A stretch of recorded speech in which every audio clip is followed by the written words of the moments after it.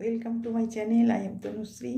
আর আজকে সকালে morning walk করতে যেতে পারিনি, লেট হয়ে গেছে উঠতে, কারণ ঠান্ডা ছিল আর ঠান্ডার মধ্যে একদম উঠতে পারিনি গো। তো কী করব, খালি জিমটাই করে এসেছি। আর তারপরে এসে স্নান টান করে পুজো করে আর ব্রেকফাস্ট খেয়েছি। ব্রেকফাস্ট আছে কর্নফ্লেক্স, দুধ আর বানানা একটা খেয়েছি। আর এবার দেখি মেনুতে কি বানাই। তো আজকে মাশরুম অনেকটা নিয়ে এসেছি, তো মাশরুমটা বাটার মাশরুম বানাবো, তো সেটা তোমাদের দেখাবো। সেটা অবশ্যই রুটি পরোটাতেই ভালো লাগে। তো সেরকম কীভাবে কি বানাবো আমি তোমাদের সব দেখাবো। আর সঙ্গে থাকো, দেখতে থাকো। আর তোমরা কেমন আছো, কি করছো, কোথায় আছো, কিভাবে দেখছো আমার চ্যানেলটাকে, তো আমার ভীষণ ভালো লাগে। তো তোমাদের সাথে থাকতে আমার সত্যিই খুব ভালো লাগে। আর আমি সব কিছু দেখাতেও আমার ভীষণ নিজের ভালো লাগে, যে আমি কোন জিনিসগুলো যেগুলো আমি জানি, যেগুলো পারি, আমি সেগুলো দেখাতে পারছি। তো ঠিক আছে, সঙ্গে থাকো আর দেখতে থাকো আমার চ্যানেলটাকে, আর খুব খুব খুব ভালো থাকো। हम तो तुमसे मोहब्बत करते हैं हमेशा हमेशा। हम तो तुमसे मोहब्बत करते हैं हमेशा हमेशा।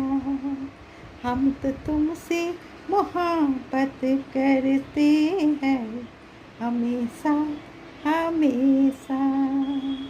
Thank you so much. দেখতেই পাচ্ছ, তোমাদের কাছে নিয়ে চলে এসেছি। বইতে মাশরুমটা রেখেছি, আর এই মাশরুমটা কিছুটা আমি রাতের জন্য বানাচ্ছি। এইটাই করবো তোমার বাটার মাশরুম। তো সেই জন্য মাশরুমটাকে ভালো করে ধুয়ে নেবো। ধুয়ে নিয়ে এবার তোমাকে একে ভালো মতন করে ধুয়ে পরিষ্কার করে নিতে হবে। তারপর আমি কীভাবে কি বানাই, এতে রসুন, পেঁয়াজ, আদা, কাঁচা লঙ্কা আর ক্যাপসিকাম থাকলে ক্যাপসিকাম দিয়ে সব কিছু দিয়ে তোমাকে বানাতে হবে। তবে যেটা আসল মেন জিনিস সেটা হচ্ছে বাটারটা, তো সেটার মধ্যেই হবে আজকে। তো দেখাবো তোমাদের, দেখতে থাকো আর সঙ্গে থাকো। দেখো আমার বাটার মাশরুম বানাতে কী কী লাগছে। পেঁয়াজটা কুচিয়ে নিয়েছি, আর এটা হচ্ছে রসুন কুচোনো, এটা আদা কুচোনো, লঙ্কাটা কুচোবো, আর এই যে টমেটোটা এটাকেও কুচিয়ে নিতে হবে। আর বাটারটা এনেছি, এবার বাটারটা দিয়ে আগে মাশরুমটাকে ভালো করে আমি ভেজে নেবো, তারপরে এইগুলো দিয়ে বানাতে হবে। তো পুরোটাই বাটারে হবে, তো সেই জন্য তোমরা দেখতে থাকো আর সঙ্গে থাকো। দেখো 1 চামচ বাটার নিয়েছি, এবার বাটারটা কড়াইতে দিয়ে আর আমি সব কিছু যতগুলো ইনগ্রিডিয়েন্টস আছে সব কিছুকে ভেজে নেবো বাটারে। তারপরে মাশরুমটাকে দেবো। মাশরুমটাকে কেটে টুকরো করে নিয়েছি, দেখতেই পাচ্ছ। তো এটা আমি ভাজছি এবার। তো এর মধ্যে যা যা আছে পেঁয়াজ, রসুন সব কিছু যেগুলো আমি অ্যাড করবো এর মধ্যে, সেগুলোকে আগে আমি একটুখানি ফ্রাই করে নিচ্ছি। তো দেখতে থাকো, সঙ্গে থাকো।